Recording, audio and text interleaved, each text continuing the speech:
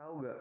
Calon nomor 99 kemarin belusukan ke pasar. Ngomong kalau dia nanti kepilih, pasti bisa mensejahterakan pedagang-pedagang kecil. Boh, kemarin calon nomor 46 juga datang ke rumah-rumah warga bagi-bagi sembako sama bantuan buat masyarakat miskin. Ngomong kalau dia nanti kepilih, pasti bisa mensejahterakan semua lapis masyarakat tanpa pandang bulu. Alah, kayak gitu kok kalian percaya? Itu mah cuma janji awal-awalnya. Nanti pasti banyak yang nggak sesuai. Mulutmu, Pak nomor 99 ini orang berada, keluarganya terpandang, pasti bisa jadi pemimpin, Boh. Pemimpin tuh nggak mesti harus dari keluarga terpandang.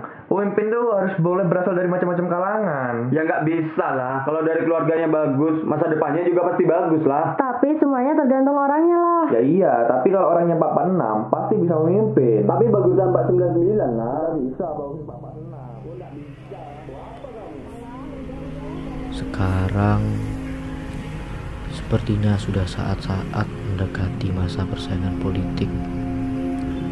Kepala saya lebih berat daripada biasanya. Suara yang saya dengar lebih bising daripada biasanya.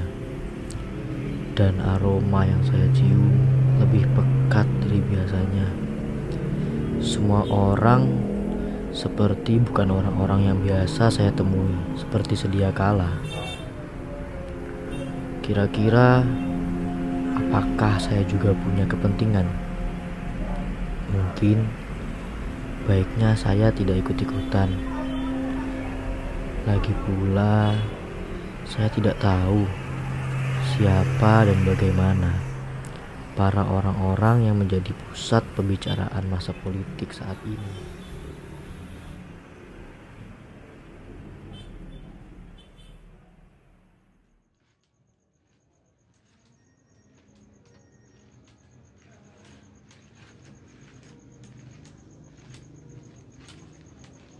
Pak, sate Pak. Oh, baunya enak sekali ya. Saya pesan sebungkus. Oh, monggo. Duduk dulu nggih, Pak. Nah. Sebentar ya, Pak, saya makan.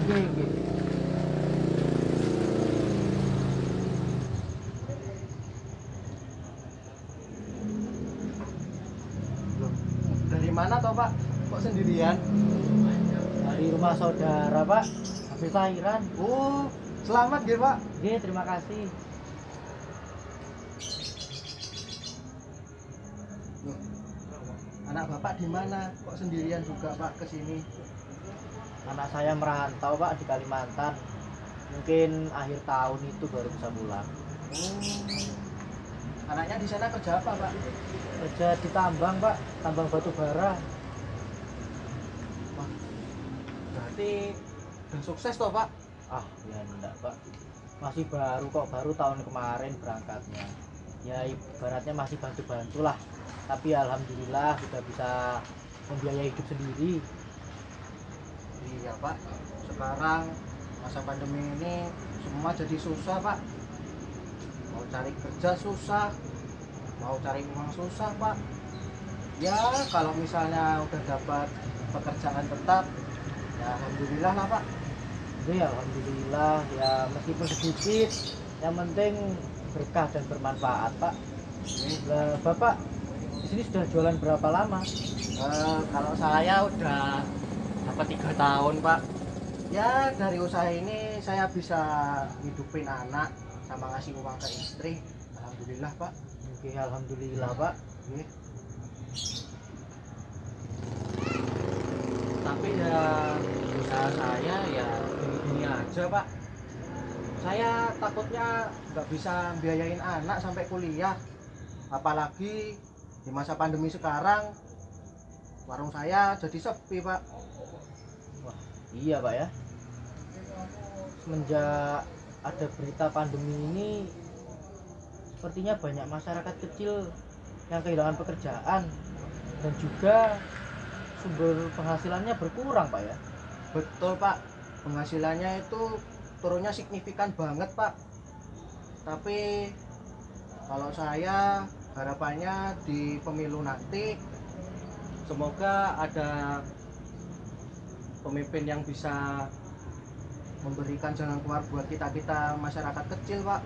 Oh iya, pendengaran saya sepertinya sudah mulai memasuki musim persaingan politik, Pak ya. Nah, betul Pak. Iya, kemarin itu saya lihat orang debat cuma karena berbeda pandangan politik. Iya. Bener Pak, bener. Sekarang itu banyak orang yang berdebat ya karena perbedaan pandangan politik Pak. Tapi ya kalau saya pasti milih pemimpin yang bisa memberikan jalan keluar Pak. Oh, gitu ya.